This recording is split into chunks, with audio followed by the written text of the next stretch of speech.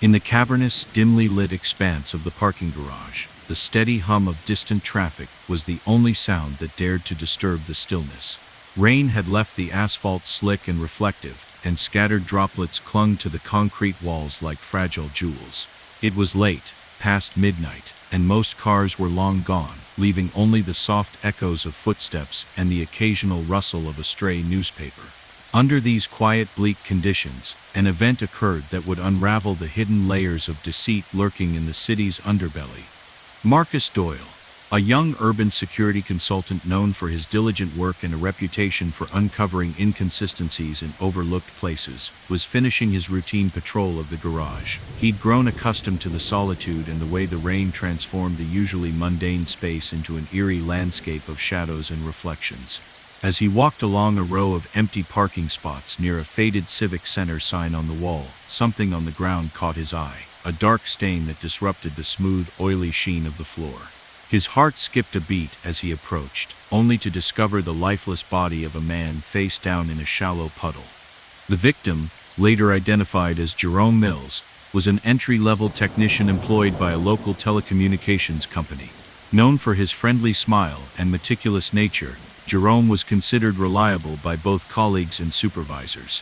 Now his once vibrant presence was reduced to a grim tableau. His uniform, once crisp, was now sodden with water and smeared with patches of blood, and his eyes, wide open in a final, unseeing stare, told a silent tale of sudden terror. In his right hand, a small scrap of paper lay crumpled against his forearm. The paper bore no elaborate warning, only a series of numbers and letters that on their own might have seemed nonsensical. Marcus, whose instincts had served him well in his years of patrolling, fumbled for his phone and dialed 911. Within minutes, the sound of sirens and the rapid footsteps of uniformed officers filled the space, their voices sharp and controlled. Forensic experts in blue coveralls soon swarmed the scene, their cameras clicking and evidence markers being placed with methodical precision. Every detail was documented: the exact position of Jerome's body, the distinctive pattern of footprints in the water, the slight smear of blood along the edge of a dented pillar, and the discarded paper that seemed to hint at a mystery far beyond the immediate scene. Detective Ingrid Reyes was assigned to the case. Ingrid was a methodical investigator whose unyielding pursuit of even the smallest detail had earned her accolades in cases where others had faltered. She arrived at the parking garage as the rain tapered off into a gentle drizzle, the sound of water dripping from the overhead pipes blending with the soft murmur of early responders. Ingrid's gaze swept over the scene as she knelt beside Jerome's body, her gloved fingers carefully lifting the scrap of paper. The text on it, a jumbled sequence of digits and letters, was perplexing, its meaning obscured by haste and the chaos of the moment. Rather than a cryptic manifesto, it seemed more like raw data, perhaps part of a code, or even a reference number from an order. Ingrid's first task was to establish a timeline of Jerome Mills' final hours. Instead of relying solely on routine logs, she began by interviewing anyone who might have seen or heard something unusual. Her initial conversation was with Carla Jones, a night shift cashier at a nearby convenience store who had been closing up just as Jerome made his rounds. "I remember seeing him in the parking lot looking a bit distracted," Carla said, fidgeting with the hem of her jacket. "He seemed to be checking something on his phone and pausing as if he was waiting for a message. I didn't think much of it at the time. He was always a bit lost in thought. But now, I can't help but wonder if he was onto something." Carla's words hinted at an unusual preoccupation that went beyond his usual conscientious behavior. Next, Ingrid spoke with Rafael Ortiz, a street sweeper who often worked the night shift in the area. Rafael recalled that Jerome had stopped near a row of empty cars for an unusually long time, his head bent over his phone. "He looked tense, almost anxious," Rafael said, his voice low. "I thought maybe he was trying to figure out a problem, but the way he kept glancing around made me uneasy." Rafael's testimony provided a glimpse into Jerome's state of mind, a state that suggested he had encountered something disturbing, something that might have led to his untimely death. As the investigation deepened, Detective Reyes obtained a warrant to search Jerome Mills' modest apartment in a nearby high-rise. The building itself was unremarkable, a simple structure of glass and concrete in the heart of the city, home to a mix of young professionals and transient workers. Inside Jerome's unit, The atmosphere was stark and functional. The apartment was sparsely furnished. A worn sofa, a small table scattered with bills and newspapers, and a desk by a narrow window that overlooked a bustling street below. Amid these ordinary remnants of daily life, Ingrid found a locked drawer in a battered desk. With careful hands, she forced it open to reveal Jerome's personal journal, a leather-bound notebook with edges softened by frequent handling. Its pages were filled with neat, detailed entries that began as mundane logs of daily activities, shift start times, equipment checklists, and notes on minor repairs. Yet, as the entries progressed, the tone shifted. Jerome wrote of noticing small, inexplicable errors in the delivery records for the maintenance supplies, minor shortages that occurred so regularly they might have been dismissed as trivial, except that they were too consistent. Every week, a few items are missing. One entry read, "At first I believed it was a simple oversight, but now I fear it is deliberate. If these discrepancies continue, someone may be diverting what is rightfully ours." The final entry ended abruptly, the ink trailing off as if his pen had been snatched away mid-sentence. Parallel to the discovery of the journal, forensic experts retrieved fragments of deleted messages from Jerome's old cell phone, a device with a chipped screen and faded buttons that bore the scars of long-term use. The recovered texts were stark and unadorned, containing simple, direct warnings such as "stop investigating" and "leave it alone." The messages, unsigned and stripped of any personal detail, suggested that someone with the power to monitor his communications had warned him to cease his inquiry, a warning that now carried a heavy, ominous weight. Detective Reyes then expanded her investigation to include the administrative records of the parking garage itself. The garage was managed by a small local firm responsible for maintenance and security across several public facilities. With permission from the firm's manager, Ingrid accessed a collection of digital logs and paper records detailing equipment orders, maintenance schedules, and inventory deliveries over the past several years. Working alongside an experienced records clerk named Milton, whose steady hands had preserved these documents for decades, she began comparing the current digital entries with the original handwritten logs stored in a secure archive. The differences were minute, a digit off here, a date shifted by a day there, but when examined over time, they revealed a systematic pattern of discrepancies. Every month, the records showed a slight shortfall in the supplies delivered, a shortfall so minor that it might have been overlooked in isolation, yet when added together over a year, it amounted to a significant diversion of resources. Forensic accountants were brought in to trace the financial trail. Their analysis confirmed that the cumulative shortfall had resulted in a substantial loss, funds that were then transferred through a labyrinth of electronic transactions to an offshore account associated with a shell corporation bearing an unremarkable name. The financial evidence was compelling. The discrepancies were not accidental but were the result of a deliberate, calculated operation aimed at siphoning off small amounts from every transaction. The scheme, meticulously executed over time, pointed to an inside job, a network of mid-level administrators, likely in collusion with external suppliers, who had exploited the system for personal gain. As the investigation unfolded, Detective Reyes began receiving anonymous communications. One handwritten note, left on a clipboard in the records room, stated only, "The numbers lie." Another, sent via a burner phone, warned in terse language, "Stop digging." Although these messages lacked the elaborate symbolism of previous warnings in other cases, their blunt content reinforced the theory that someone was determined to keep the operation hidden at any cost. Federal agents eventually joined the investigation, lending their expertise in digital forensics and financial analysis.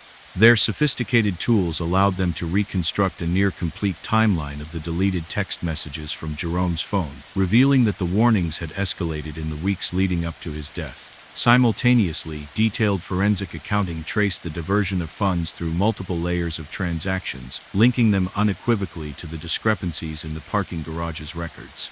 The combined evidence formed a damning mosaic. Over several years, a covert group had systematically siphoned off a significant sum from the maintenance budget, and when Jerome began to document these irregularities, his investigation threatened to expose a deep-rooted corruption. Detective Reyes compiled all her findings into a voluminous report, a dossier that spanned hundreds of pages and interwove physical evidence, digital reconstructions, financial data, and eyewitness testimonies into a coherent narrative. The report detailed every aspect of the case, from the eerie discovery in the rain-soaked garage to the painstaking comparisons of original logs and digital entries. It argued persuasively that Jerome Mill's death was not a random act of violence, but the tragic culmination of a deliberate operation designed to silence a man who had dared to question the status quo.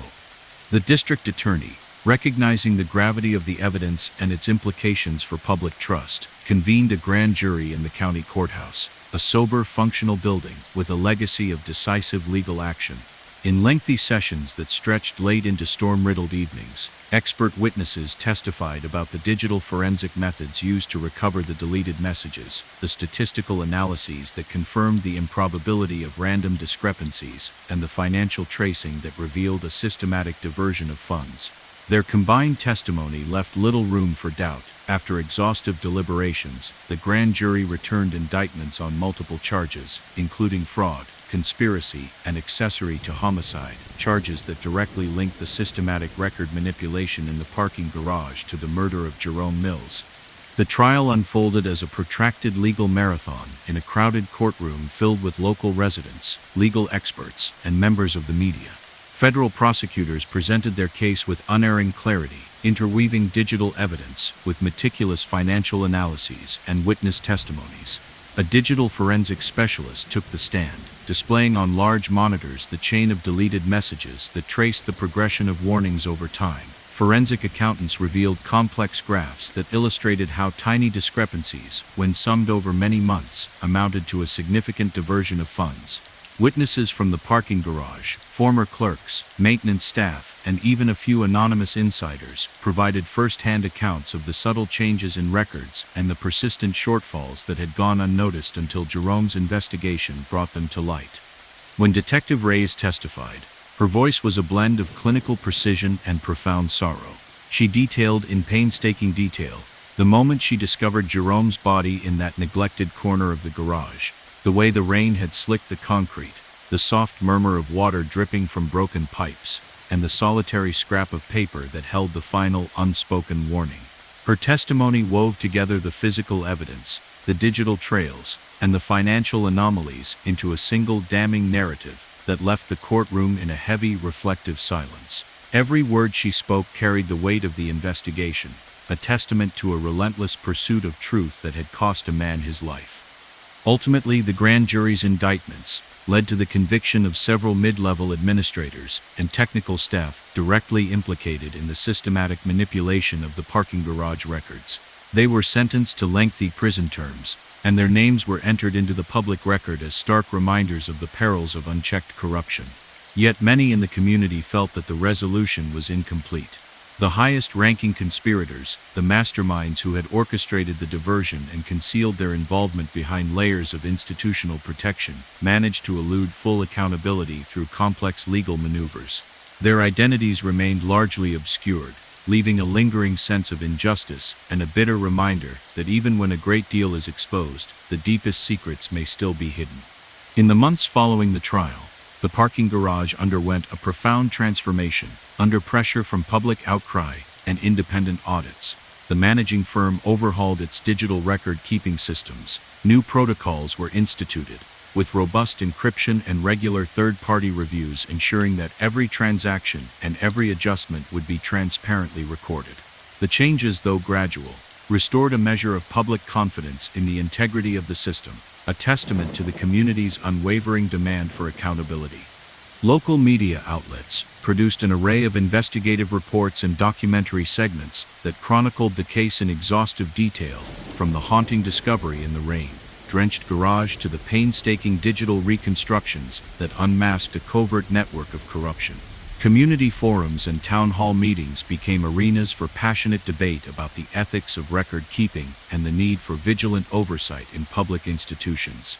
The story of Jerome Mills, a dedicated technician whose quiet commitment to the truth cost him his life, became a rallying cry for transparency and reform, inspiring citizens to question every anomaly in the public record. For Detective Ingrid Reyes, every new case was approached with the memory of Jerome's investigation etched deeply in her mind. In the solitude of her modest office, illuminated by the soft glow of a desk lamp and the steady hum of her computer, she often revisited the recovered pages of the journal and the reconstructed messages that had warned of looming danger.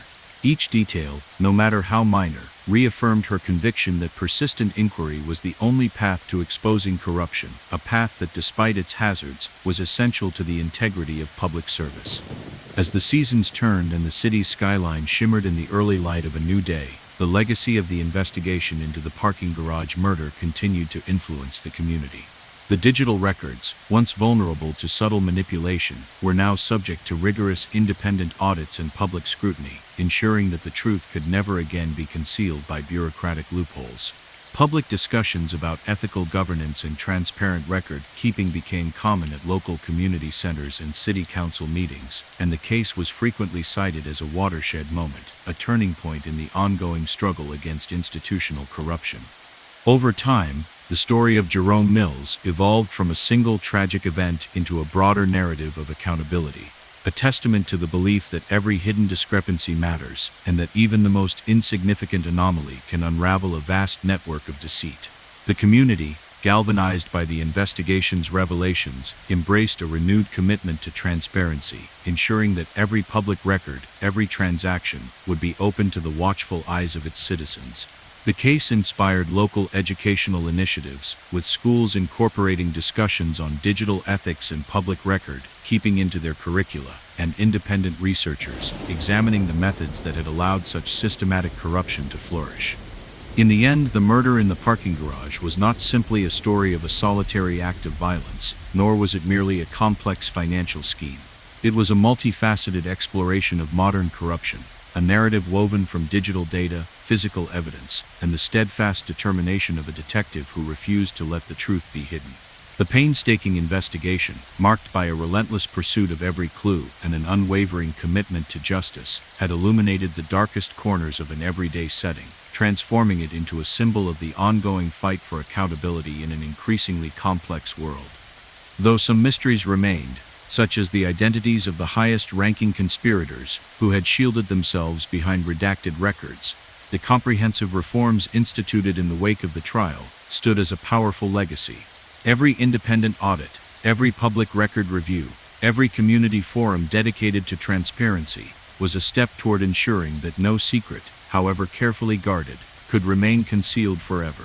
And in every new anomaly, uncovered by vigilant investigators, the memory of Jerome Mills and the unyielding resolve of those who sought the truth continued to echo, a reminder that even the smallest detail, when pursued with determination, has the power to expose a hidden world of deception and transform the fabric of society.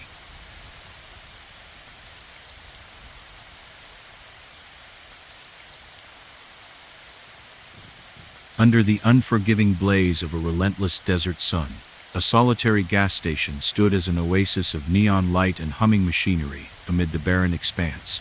The concrete forecourt, cracked and stained by years of dust and wind, reflected flickering advertisements from a faded digital display mounted on the wall.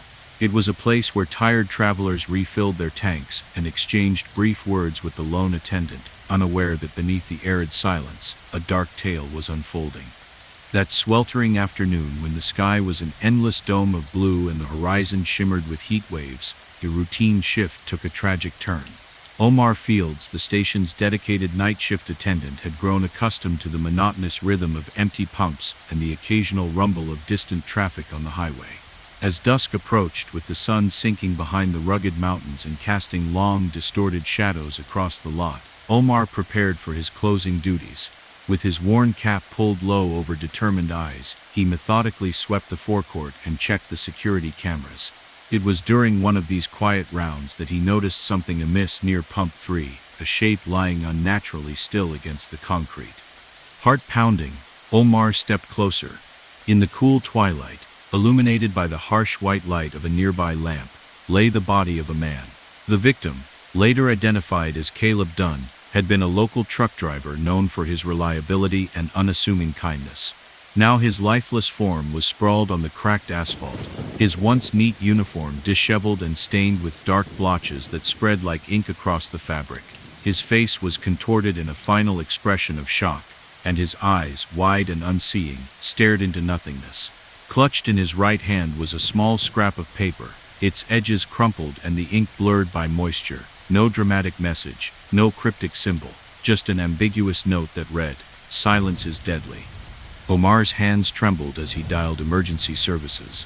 Within minutes, the station was transformed. Flashing blue and red lights danced across the desert floor, while uniformed officers and forensic teams arrived with quiet urgency.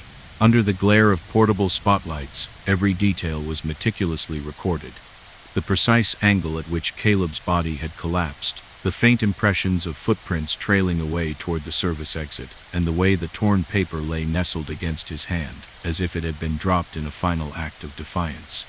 Detective Naomi Pierce arrived on the scene as the heat began to give way to a cooling desert twilight. Known for her unconventional investigative style and an eye that missed nothing, Naomi surveyed the scene with measured calm. She stepped carefully over scattered debris and approached the body with gloved hands, noting the subtle details, the slight curve of a sneaker print near a dented pillar, the glistening smear of blood on the rough concrete, and the discarded scrap that hinted at an unfinished message.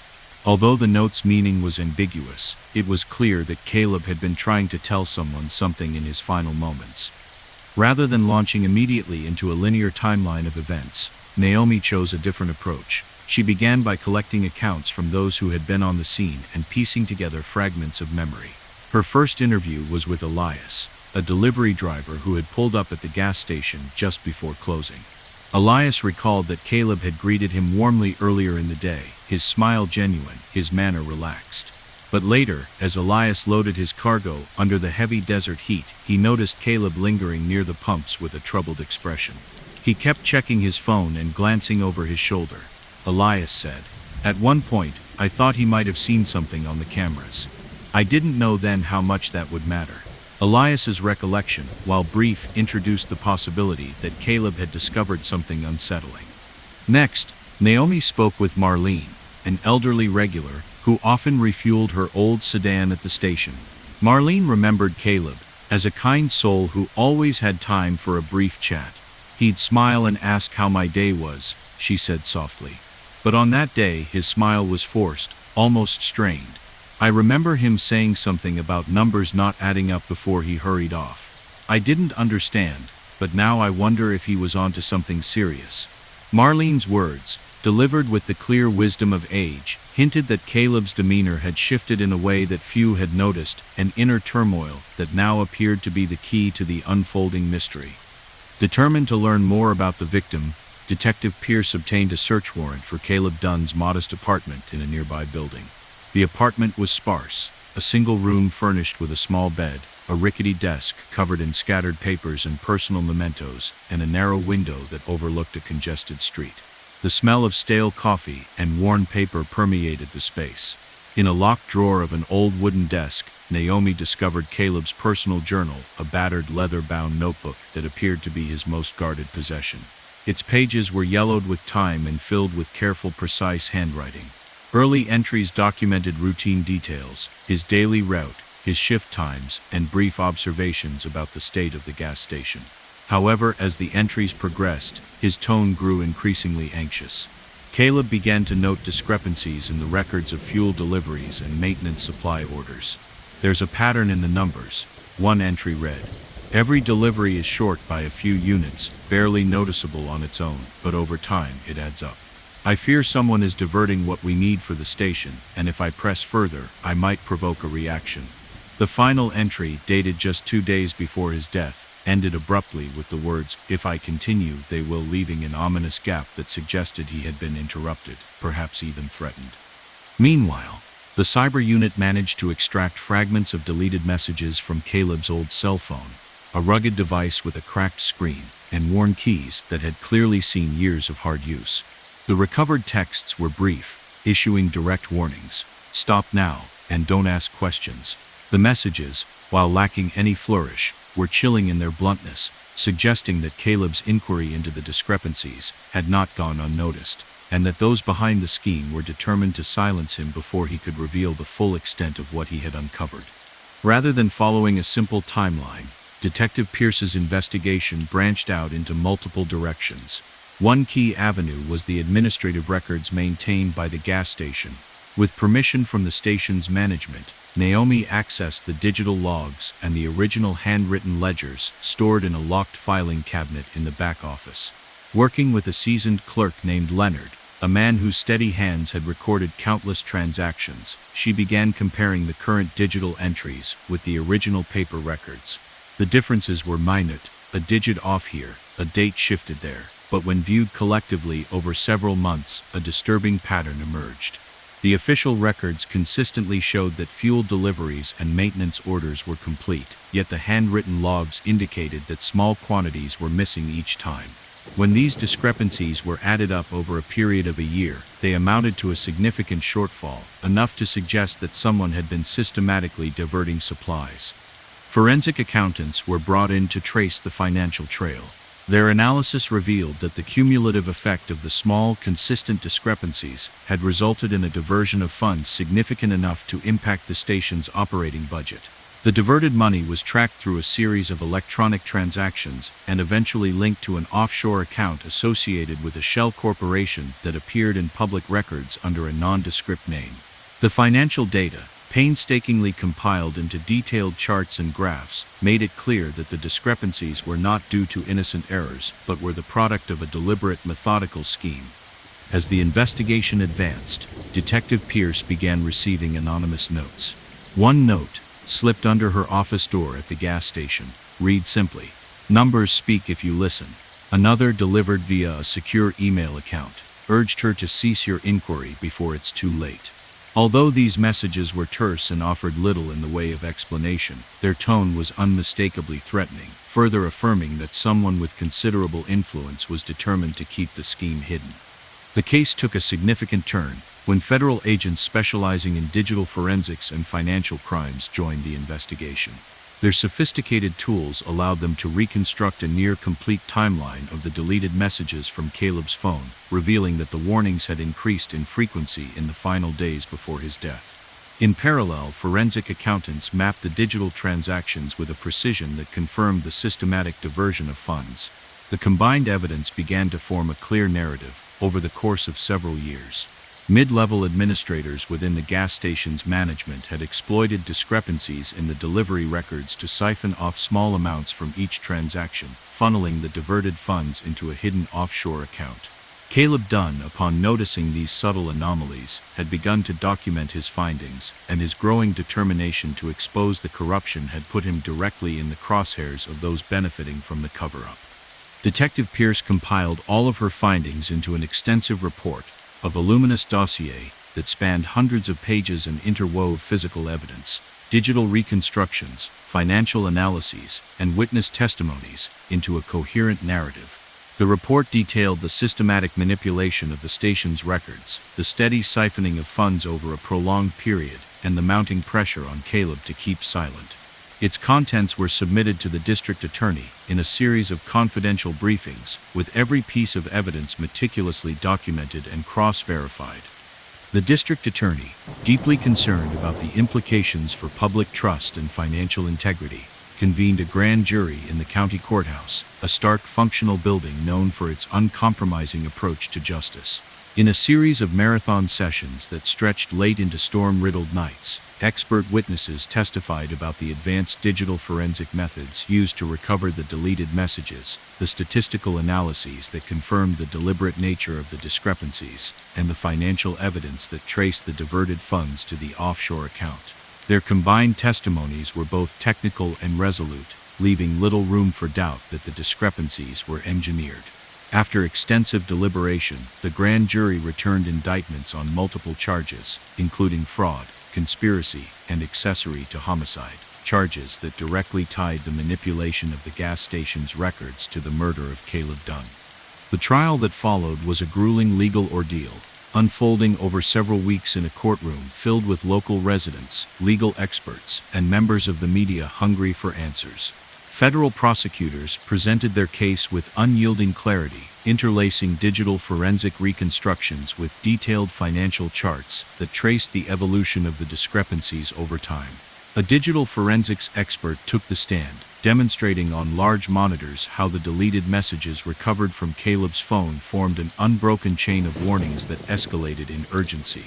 Forensic accountants presented elaborate graphs showing how the seemingly insignificant shortfalls, when aggregated, amounted to a considerable diversion of funds from the station's budget.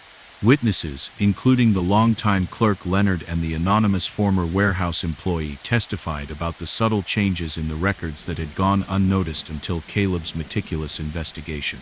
Every detail, from the precise timing of digital log entries to the faded ink of a journal page, was presented with precision, painting a comprehensive picture of systematic corruption. When Detective Pierce took the stand, her testimony was both measured and deeply personal. She recounted the moment she discovered the body in the deserted corner of the parking garage, her voice steady despite the emotional weight of the memory. She detailed how every fragment of evidence, every footprint in the rain-slicked concrete, every entry in the handwritten logs, every reconstructed text message, converged to expose a calculated scheme that had persisted over years.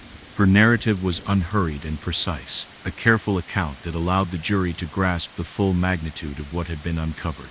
The courtroom listened in a heavy silence, each word a testament to the relentless pursuit of truth that had cost Caleb Dunn his life. Ultimately, the grand jury's indictments led to the conviction of several mid-level administrators and technical staff directly implicated in the manipulation of the gas station's records. They received lengthy prison sentences, and their names were recorded in public documents as a stark reminder of the dangers of exploiting even the smallest discrepancies for personal gain. Yet many in the community felt that the verdict was only a partial victory. The highest-ranking conspirators, the architects of the covert scheme, managed to evade full exposure by using complex legal defenses and remaining shielded by layers of institutional power. Their identities were largely redacted from the final public records, leaving behind a persistent uncertainty that underscored the fact that the full extent of the corruption might never be completely revealed. In the weeks following the trial, the gas station underwent a profound transformation. Under immense public pressure and the relentless oversight of independent auditors, the management overhauled its digital record-keeping systems, implementing robust encryption and instituting regular, transparent audits of every transaction. New protocols were established that ensured every supply order, every maintenance log entry, was recorded in real time and available for public inspection. Although the changes could not erase the past, they served as a powerful statement of accountability, a promise that no secret would remain concealed beneath the glare of digital scrutiny. Local media, driven by a deep commitment to investigative journalism, produced a series of comprehensive reports and documentaries that recounted the entire saga, from the chilling discovery in the rain-soaked parking garage to the painstaking reconstruction of deleted messages and the intricate financial analyses that laid bare the covert network of corruption. Community leaders organized town hall meetings in local civic centers, where residents debated the ethics of digital record keeping and the importance of transparency in public institutions. The story of Caleb Dunn, a modest technician whose unassuming pursuit of truth cost him his life, became a rallying cry for those determined to guard against corruption and preserve the integrity of public records. For Detective Pierce, the case remained a defining chapter, a constant reminder that every overlooked detail in the digital age can hold the power to reveal vast networks of deceit. In the quiet solitude of her modest office, illuminated by a solitary desk lamp and the soft glow of her computer screen, she often revisited the recovered pages of Caleb's journal and the reconstructed text messages. Each fragment of evidence reaffirmed her belief that persistent, careful inquiry was the only path to unmasking hidden corruption. Despite the lingering mysteries and the unresolved identities of the highest-ranking conspirators, the collective efforts of the investigation had brought significant change, bolstering public trust in the system. Years passed, and the legacy of the case reshaped not only the operations of the gas station but also the broader community's approach to transparency. Digital records, once vulnerable to subtle manipulation, were now maintained under strict oversight, and independent audits became a permanent fixture of the station's management. Public discussions about the importance of ethical record-keeping were held regularly in community centers, and the case was cited in academic conferences as a watershed moment in the battle against institutional corruption. The narrative of Caleb Dunn's murder, and the subsequent investigation evolved from a single tragic event into a broader symbol of accountability. A reminder that even the smallest discrepancy, when pursued relentlessly, can uncover a network of deception that threatens the common good. The story resonated deeply with citizens, inspiring renewed vigilance and a collective commitment to ensure that no hidden secret, however minor, could be used to undermine public trust. Detective Pierce continued to approach each new case with the hard-earned lessons of the past echoing in her mind.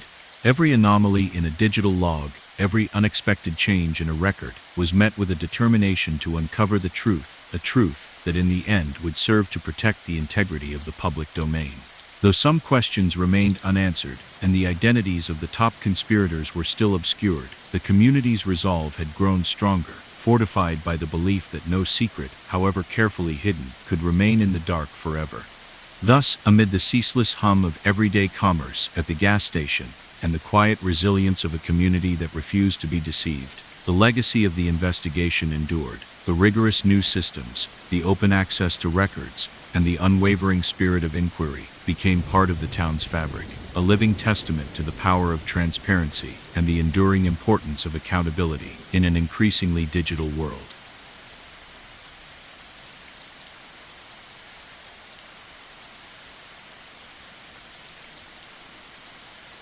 The nightclub pulsed with an energy all its own. Amidst strobing lights, swirling fog, and a constant throb of bass, the Pulse had long been the epicenter of nocturnal revelry in the city. On this particular night, however, the familiar beat was interrupted by a series of events that would forever alter the club's legacy and send shockwaves through its glittering crowd. Asha Patel, a bartender known for her friendly banter and an uncanny ability to remember every regular's order, was closing up in one of the back rooms when she discovered something out of place. Tucked behind a stack of rarely used cocktail shakers and near a locked supply cabinet, she found a body sprawled on the cold, scuffed concrete floor. The victim was later identified as Vincent Moore, a charismatic DJ whose sets had once drawn crowds in droves. Now his body lay still beneath a single flickering light, his features frozen in a final expression of shock. His leather jacket was stained with dark patches, and in his right hand he clutched a scrap of paper with barely legible writing. There was no ornate warning or poetic declaration. The note simply read, "No secrets can hide." Asha's scream, muffled by the ambient thump of the music outside, jolted her into action. She dialed 911 with trembling fingers, and within moments, uniformed officers and forensic teams swarmed the Pulse. The chaotic energy of the club's closing hour gave way to a chilling stillness as detectives cordoned off the scene. Under harsh white lights, every detail was meticulously documented. The position of Vincent's body, the slight smear of blood along the concrete, and the distinct footprint imprinted in the spattered liquid near a toppled stool. The body had not been thrown carelessly. It had been arranged in a manner that hinted at premeditation, a final message intended for anyone who might try to uncover the truth. Detective Renata Cruz arrived on the scene just as the club's neon glow began to fade with the approaching dawn. Renata was known for her unconventional thinking and her relentless determination to follow even the faintest lead. She took a slow, measured walk through the deserted hallway behind the main dance floor where the pounding music had once vibrated through every fiber of the building.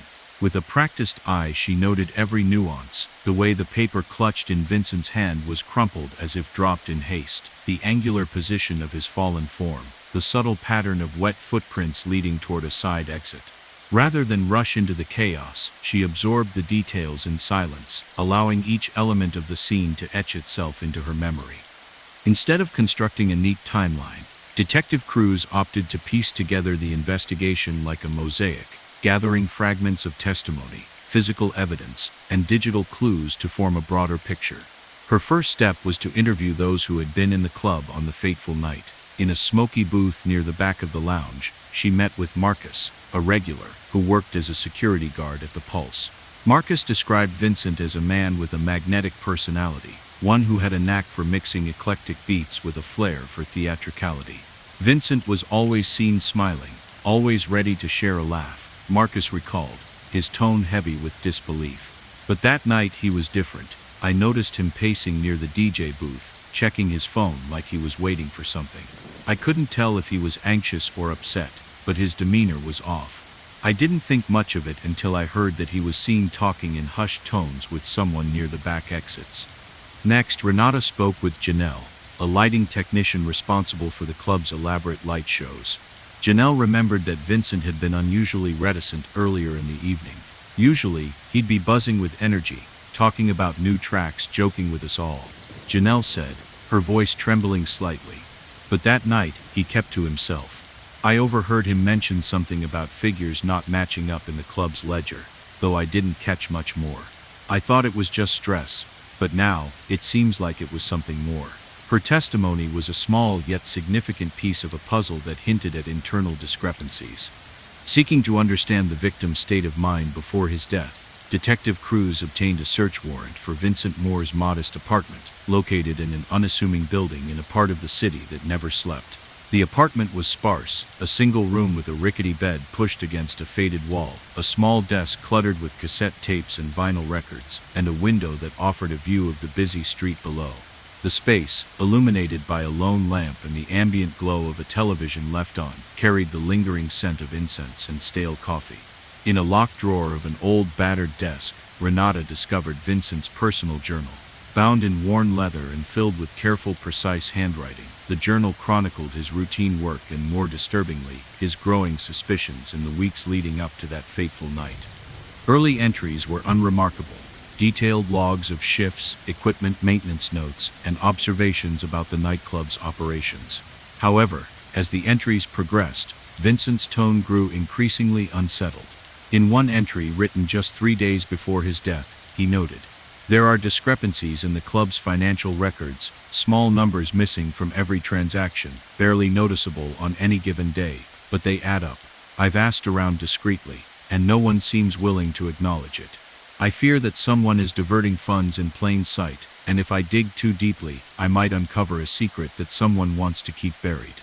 The final lines were abruptly cut off, leaving a void of uncertainty and foreboding. Parallel to the physical evidence, the cyber unit managed to retrieve fragments of deleted text messages from Vincent's old cell phone, a device with scuffed buttons and a cracked screen that bore the marks of long, busy nights. The recovered messages were blunt and devoid of any embellishment. One message warned simply, "Stop investigating," while another urged, "Don't ask questions." The brevity and stark tone of these messages confirmed what Renata had long suspected. Vincent's inquiry into the discrepancies had triggered warnings from an unknown source. Determined to track the origin of these digital clues, Detective Cruz turned her focus to the nightclub's administrative records. With permission from the club's management, she accessed the digital logs and the original paper ledgers kept in a locked room behind the office. Working alongside an experienced clerk named Elliot, whose hands had recorded countless transactions over the years, she began comparing the two sets of records. The differences were subtle, a digit altered here, a date shifted there, but when compiled over several months they revealed a consistent pattern of discrepancies. The official digital records showed complete transactions for every night's sales and supply orders, yet the original paper logs indicated that small quantities were repeatedly missing. Over time, these seemingly insignificant shortages amounted to a substantial sum, a sum that, when traced through a series of electronic transactions by forensic accountants, led to an offshore account associated with a shell corporation. The financial trail was irrefutable. Forensic accountants demonstrated that each night, a tiny fraction of revenue was siphoned off through minor adjustments in the records, a process so systematic that it could not be attributed to mere human error. The diverted funds had accumulated over a period of years, creating a financial gap that was both alarming and suggestive of a coordinated, deliberate operation. The evidence pointed to a network of mid-level administrators within the nightclub's management, likely colluding with external suppliers, who had exploited vulnerabilities in the digital system to steal a portion of the revenue each night. As the investigation deepened, Detective Cruz began receiving anonymous tips. A plain envelope, left unceremoniously on her desk at the administrative office, contained a typed note that read, "Records reveal all if you know how to look." Another tip, delivered via a burner phone message, simply said, "Stop now." These messages, stripped of any dramatic flourish, reinforced the growing suspicion that someone with considerable influence was desperate to keep the truth hidden. Federal agents soon joined the case, lending their expertise in digital forensics and financial analysis. With their help, the team reconstructed a near-complete timeline of the deleted messages from Vincent's phone, revealing that the warnings had grown increasingly urgent in the days leading up to his death. Simultaneously, detailed forensic accounting traced the diversion of funds from the club's revenue to the offshore account with astonishing precision. The combined evidence now formed a damning mosaic, a meticulously orchestrated cover-up that had been in place for years and had ultimately claimed the life of a man who dared to seek the truth. Detective Cruz compiled her findings into a comprehensive report, a voluminous dossier of hundreds of pages that interwove the physical evidence, digital reconstructions, financial analyses, and witness testimonies into a coherent narrative. The report argued persuasively that the discrepancies in the records were not accidental, but the result of a deliberate operation designed to siphon off funds from the nightclub's nightly revenue, and that Vincent Moore's death was a calculated act to silence him before he could expose the conspiracy. The district attorney, deeply disturbed by the implications for public trust and financial integrity, convened a grand jury in a Stark County courthouse with bare utilitarian walls. Over several intense sessions that stretched late into a storm-riddled night, expert witnesses testified about the digital forensic techniques used to recover the deleted messages, the statistical improbability that the discrepancies were random, and the detailed financial analyses that traced the diverted funds to the Shell Corporation. Their combined testimony left little room for doubt. After exhaustive deliberation, the grand jury returned indictments on multiple charges, including fraud, conspiracy, and accessory to homicide, that directly linked the manipulation of the nightclub's records to the murder of Vincent Moore. The trial was a protracted legal battle, unfolding over several weeks in a courtroom filled with local residents, legal experts, and a cadre of journalists eager for transparency. Federal prosecutors presented their case with unwavering precision, weaving together digital evidence, financial data, and witness accounts into a seamless narrative. On one large screen, a digital forensics expert demonstrated how the recovered text messages from Nocturne, a pseudonym used by one of the unknown Warners, had been meticulously pieced together, each message a chilling reminder of the escalating threats.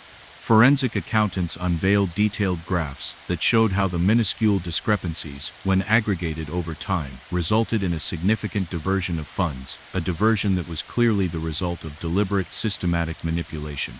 Witnesses, including longtime employees like Elliot and security personnel like Marcus, testified in measured tones about the gradual changes in the nightclub's records over the years, a slow erosion of integrity that had gone unnoticed by most until Vincent's keen observations brought it into sharp focus.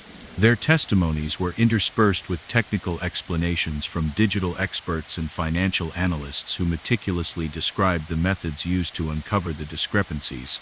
Every detail, from the exact moment a digital log was altered to the faint residue of ink on a torn piece of paper, was laid bare, forming a compelling case that left the courtroom in a state of hushed contemplation. When Detective Cruz took the stand, her testimony was a masterful blend of factual precision and personal sorrow. She recounted in vivid detail the moment she discovered the body in that deserted corner of the parking garage, the slow, deliberate process of gathering every piece of evidence from the crime scene, and the painstaking effort required to link each digital anomaly to a broader pattern of corruption.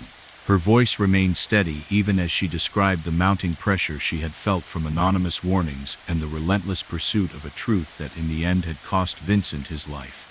The courtroom listened in silence as she explained how every minor discrepancy and every terse digital message had coalesced into a damning mosaic of deliberate malfeasance. In the end, the grand jury's indictments resulted in the conviction of several mid-level administrators and technical operatives who had been directly involved in the scheme. They received lengthy prison sentences, and their names were recorded in the public record as stark reminders of the perils of compromising public trust. Yet many in the community were left with a sense of unfinished business. The highest-ranking conspirators, the architects of the entire operation, managed to elude complete exposure through complex legal maneuvers and layers of institutional protection. Their identities remained obscured in the final documents, a lingering enigma that underscored the profound difficulty of completely unmasking deeply embedded corruption. In the weeks and months following the trial, the management of the nightclub was forced to confront the scandal and implement sweeping reforms. Under the relentless scrutiny of both independent auditors and an outraged public, the digital record-keeping system was completely overhauled. Advanced encryption and real-time audits were installed, and every transaction was now monitored by an independent oversight committee. These measures, though they could never fully erase the past, served as a powerful declaration that no secret would ever again be allowed to disrupt the integrity of the institution. Local media outlets, driven by a commitment to investigative journalism, produced a series of detailed reports and documentaries that chronicled every aspect of the case, from the initial discovery of the body in a quiet corner of the parking garage to the elaborate digital reconstructions that revealed a covert network of corruption. Community leaders organized town hall meetings to discuss the ethical implications of digital record keeping and the importance of transparency in public institutions. The story of Vincent Moore, a humble technician whose determination to expose the truth cost him his life, became a catalyst for reform and a symbol of the community's enduring demand for accountability. For Detective Renata Cruz, the case remained a defining chapter in her career, a constant reminder that even in a world dominated by digital data and complex financial transactions, the smallest detail can reveal a vast network of deceit. In quiet moments at her cluttered office, illuminated only by the glow of a computer screen and the soft hum of an air conditioner, she often reread the recovered pages of Vincent's journal and reviewed the reconstructed messages that had been sent by Nocturne.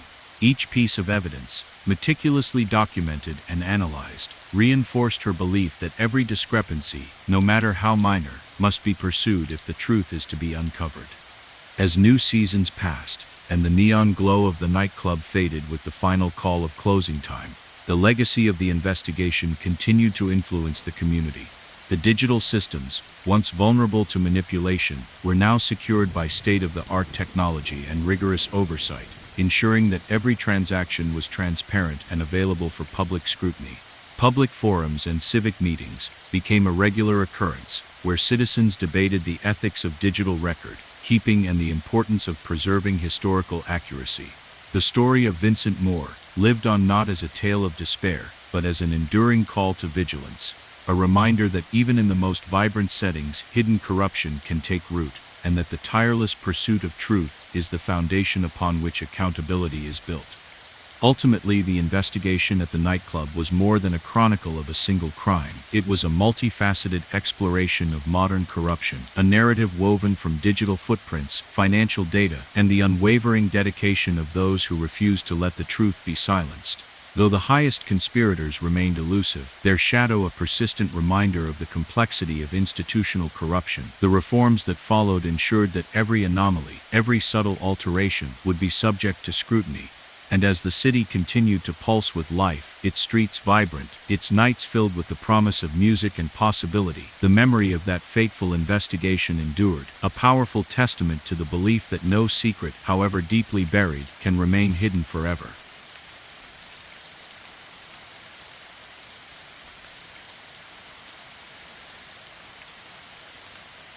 The ferry cut through the dark, inky water with deliberate grace, its steady hum punctuating the quiet of a late-night crossing. Rain had softened the horizon to a blurred line of silver and navy, and the only lights came from the vessel's modest deck lamps, reflected in the gentle ripples below. For many passengers, this nightly journey was routine, a brief escape from the city's clamor, but tonight a secret would shatter that fragile routine. At the bow of the ferry, among a scattering of late-night travelers, Elias Park, a maintenance technician with steady hands and quiet determination, was performing his final rounds before closing time. His flashlight's beam swept over the deck, catching on wet surfaces and the faint glisten of raindrops clinging to the railing.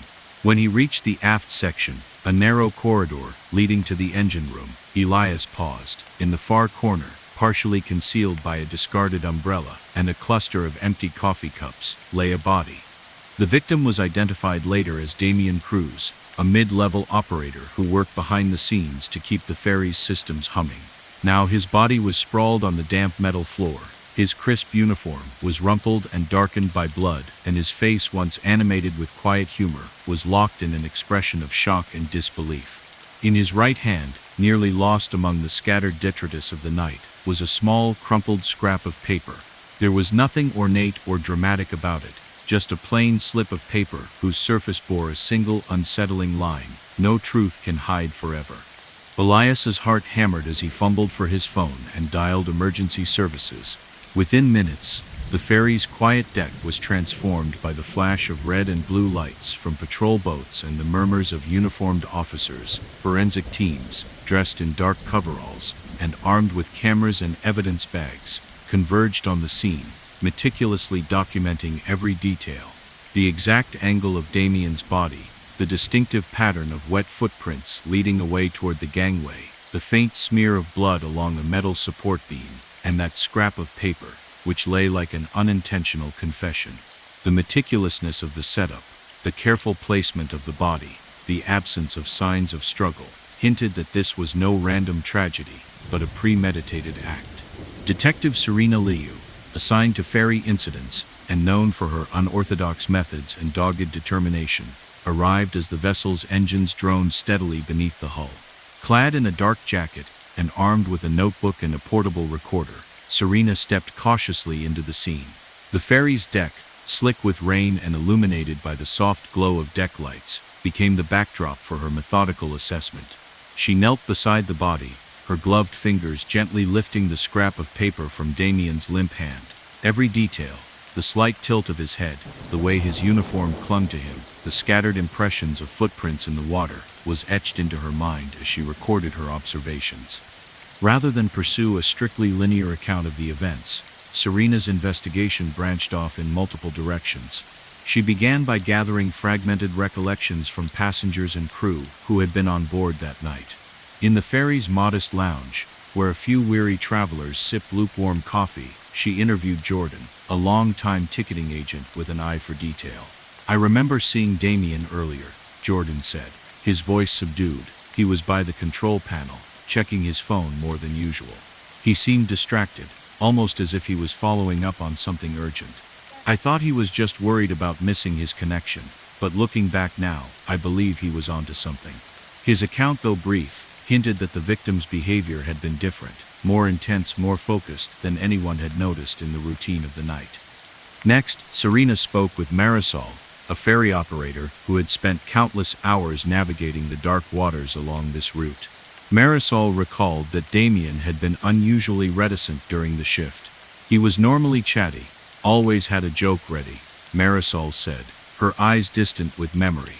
"That night, though, he kept to himself. I overheard him mentioning something about numbers not matching up in a quiet tone, almost like he was trying to work out a puzzle. I didn't press him then. I assumed it was just fatigue. But now it seems he might have been following a lead that got too dangerous." Marisol's recollection added weight to the theory that Damien's final hours were not as routine as they had appeared. Determined to piece together a clearer picture of Damien's last moments, Detective Liu obtained a search warrant for his small apartment, a cramped space in a modest building not far from the ferry terminal. The apartment was sparse and utilitarian, a single room with a narrow window overlooking the busy street below, a small bed pushed against a faded wall, and a battered desk cluttered with personal items and work documents. Amidst this quiet tableau, Serena discovered a leather-bound journal hidden in a locked drawer. Its pages, soft with age and filled with neat, careful script, chronicled Damien's daily routine and the gradual unraveling of his suspicions. Early entries were simple, notes about maintenance schedules, checklists for equipment inspections, reminders about safety protocols, but as the entries progressed, his tone became markedly anxious. In one entry written just 3 days before his death, he noted, "I have noticed consistent discrepancies in the supply logs, small items missing from each delivery. At first I thought it was an oversight, but the pattern is too regular. I fear that someone within the system is diverting these resources, and if I investigate further, it may cost me more than I'm prepared to lose." The final entry ended abruptly, the sentence trailing off into an ominous silence, as if he had been interrupted mid-thought. Simultaneously, the cyber unit managed to recover fragments of deleted text messages from Damien's old mobile phone, a device with a cracked screen and scuffed buttons that testified to years of hard use. The recovered texts were curt and matter-of-fact. One message simply stated, "Stop now," while another read, "Don't ask questions." The unadorned warnings were devoid of any personal sentiment, and their brevity made it clear that someone had taken deliberate steps to deter Damien from pursuing his investigation further. With both physical and digital evidence in hand, Detective Liu expanded her inquiry to include the administrative records of the ferry's operational department. Permission was granted to access the digital logs and paper ledgers maintained in a small office behind the main control room, a cluttered space filled with files, handwritten records, and the soft hum of old computers. Working alongside a veteran records clerk named Oliver, whose decades of service had made him a repository of institutional memory, Serena meticulously compared the current digital entries with the original paper logs. The differences were subtle, a slight variance in the recorded quantities of supplies, a date shifted by a day, but when these discrepancies were analyzed over several months, a clear pattern emerged. The digital records consistently showed that every supply order was complete, yet the original logs revealed that small amounts were missing. When aggregated, these minor shortfalls accounted for a significant diversion of resources that forensic accountants later confirmed had been siphoned off and funneled into an offshore account linked to a nondescript shell corporation. The financial analysis was damning. The forensic accountants traced the diverted funds through a series of electronic transactions, demonstrating that each small discrepancy was part of a calculated, deliberate scheme. The cumulative effect was a sizable financial gap in the ferry's operational budget, a gap that could only be explained by systematic fraud rather than mere clerical error. The evidence pointed to a network of mid-level administrators within the ferry's management, who in collusion with external suppliers, had been exploiting vulnerabilities in the digital system to enrich themselves at the expense of the public trust. As Detective Liu compiled these findings, anonymous tips began to arrive. One plain envelope, left on her desk at the ferry's control room, contained a single typed note: "Records reveal all." Another tip, sent via a secure email account, warned simply, "Stop digging." Though brief, these messages underscored that those behind the cover-up were aware of the investigation and were intent on keeping their secret hidden. Federal agents, alerted to the case's potential scope, soon joined the investigation. Their advanced digital forensic tools reconstructed a detailed timeline of the deleted text messages from Damien's phone, revealing that the warnings had grown increasingly urgent in the final days before his death. At the same time, forensic accountants produced complex graphs that mapped out the incremental financial losses resulting from the discrepancies in the supply records. The combined evidence formed a damning mosaic, a deliberate, long-term scheme to divert funds from the ferry's operational budget, culminating in the murder of a man who had dared to document the truth. Detective Liu compiled her comprehensive findings into a voluminous report, a dossier of hundreds of pages interwoven with photographs, digital screenshots, handwritten journal entries, and detailed financial charts. The report outlined a clear narrative. Over the course of several years, mid-level administrators had manipulated the digital records to hide small but consistent discrepancies in supply orders, thereby siphoning off funds that had been transferred to an offshore account controlled by a shell corporation. The evidence was so systematic and meticulously documented that it left little room for alternative explanations. The report was presented to the district attorney during a series of confidential briefings, its contents a scathing indictment of a deeply entrenched network of corruption that had ultimately cost Damien his life. The district attorney, recognizing the far-reaching implications for public trust and operational integrity, convened a grand jury at the county courthouse, a plain, functional building that had long been a venue for serious legal proceedings. In a series of lengthy sessions that extended late into stormy nights, expert witnesses testified about the digital forensic methods used to recover the deleted messages, the statistical analyses that confirmed the improbability of random discrepancies, and the forensic accounting that traced the diverted funds through a labyrinth of transactions. Their combined testimonies were delivered with technical precision and unyielding clarity, leaving little doubt that the discrepancies were not accidental but the product of deliberate manipulation. After extensive deliberation, the grand jury returned indictments on multiple charges, including fraud, conspiracy, and accessory to homicide, charges that directly tied the systematic diversion of funds to the murder of Damien Cruz. The ensuing trial was a marathon legal battle, unfolding over several weeks in a crowded courtroom filled with local residents, legal experts, and a swarm of journalists eager for transparency. Federal prosecutors presented their case with an unrelenting focus, interweaving digital reconstructions of the deleted messages with detailed financial charts that revealed the evolution of the discrepancies over time. A digital forensic specialist took the stand to explain how the recovered texts, showing curt directives to stop investigating, had been painstakingly pieced together, each message a stark reminder of the mounting threats.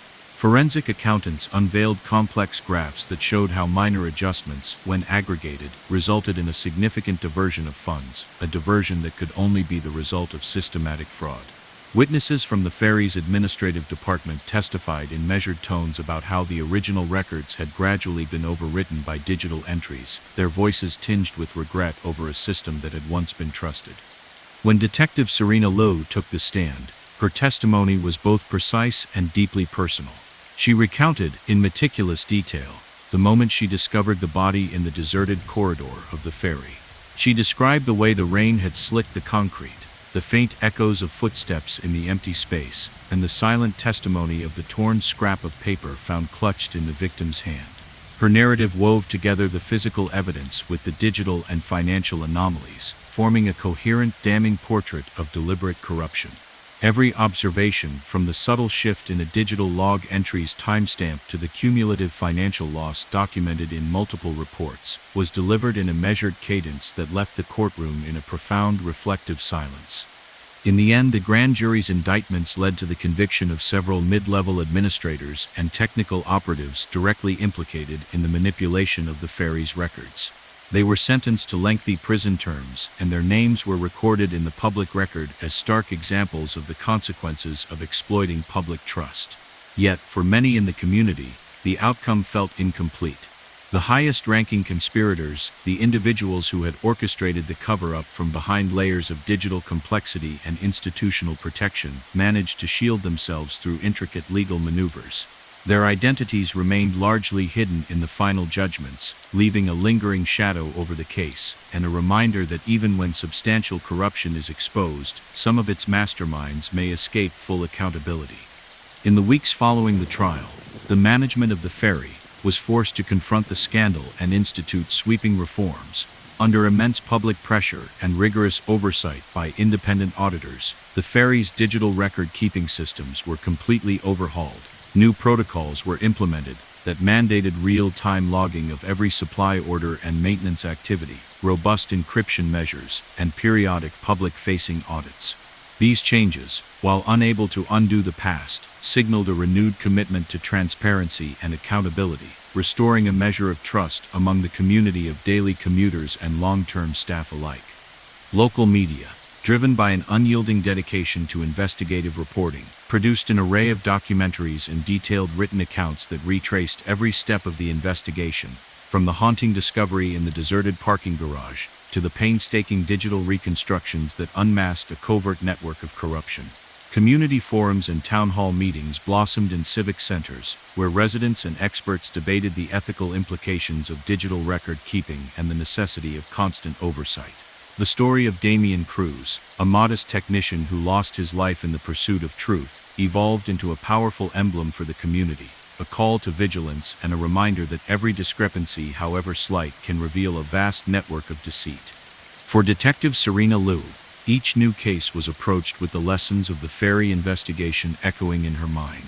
In quiet moments during late nights at her modest office, illuminated by the soft glow of a desk lamp and the persistent hum of her computer, she would review the recovered pages of Damian's journal and re-examine the digital footprints left behind by the deleted messages. Every detail, a slight variation in a timestamp, a single digit altered in a financial report, was a testament to her belief that persistent inquiry is the cornerstone of justice. Although some questions remained, such as the identities of the top conspirators who had managed to cloak themselves behind redacted documents, the comprehensive reforms that followed ensured that no secret would remain hidden indefinitely. As seasons passed, and the ferry resumed its nightly voyages across dark, rippling waters, the legacy of that long-ago investigation continued to shape the community's commitment to transparency. The digital logs, once vulnerable to subtle tampering, now stood as monuments to rigorous oversight, monitored by independent auditors and open to scrutiny by any concerned citizen. Public discourse in neighborhood cafes and on city council floors grew more robust, as residents recalled the case not just as a tragedy, but as a catalyst for meaningful reform. The memory of Damian Cruz, whose quiet diligence and determination to expose corruption cost him everything, became a rallying point for those who believe that every hidden detail has the potential to spark change. Ultimately, the story of the ferry investigation was not simply a narrative of murder or financial misappropriation. It was a complex exploration of modern corruption and the enduring importance of accountability. It revealed that even in environments defined by routine and transience, the smallest discrepancies can unravel vast networks of deceit. For Detective Liu and her team, every uncovered anomaly was a victory, a step toward ensuring that no secret, however carefully concealed, could ever compromise the integrity of public service. And as the ferry sailed through the dark waters, its engines humming steadily against the backdrop of a restless city, the legacy of that investigation served as a constant reminder: vigilance is the only safeguard against those who would exploit the gaps in our systems for their own gain. In time, the case was studied in academic circles and cited in public forums as a benchmark for the power of digital forensics and financial analysis in uncovering corruption. Young investigators, inspired by the meticulous work that had transformed a routine night on a ferry into a turning point for an entire community, embarked on their own quests for truth. The reforms implemented in the wake of the investigation became standard practice across many public institutions, ensuring that every record was accurate and every transaction was transparent. Though some aspects of the conspiracy remained unresolved, and the highest-ranking conspirators continued to hide behind layers of legal complexity, the collective determination of the community and the relentless efforts of those who pursued the truth ensured that the story would never be forgotten. The investigation at the ferry became a living lesson, a reminder that no matter how ordinary a setting might appear, hidden within its daily rhythms can be secrets that, when exposed, can reshape the very foundation of trust. And as the ferry continued to glide across the dark water each night, its path marked by steady beacons of light, the memory of that fateful case endured, inspiring a future where every hidden detail is scrutinized, every anomaly is questioned, and the pursuit of truth remains the most powerful force of all.